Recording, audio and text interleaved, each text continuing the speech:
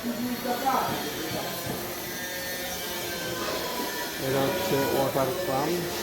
এটা এইভাবে ঘুরে, এইভাবে ঘুরলে ইঞ্জিনের পানিটা এদিক দিয়ে ঘুরে পানির সার্কুল হয় ইঞ্জিনের ভিতরে যায়। ঠিক আছে, এটা হচ্ছে ওয়াটার পাম্প।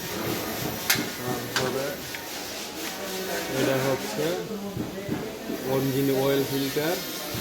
এটা মোবিলটারে পুরোটা থাকে সাইকিয়া উপর দিকে মোবিল ওঠে ইঞ্জিনের ভিতরে। আমার ছবি সহ দিও।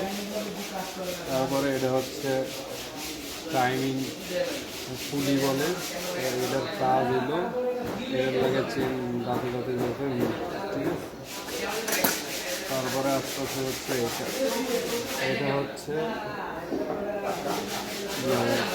এর ভিতরে মোবিলটাকে এদিক দিয়া এই ছিদ্র আছে, ছিদ্র দিয়ে আস্তে আস্তে ক্যামের উপরে মোবিলটা ঝর্নার মতো সৃষ্টি।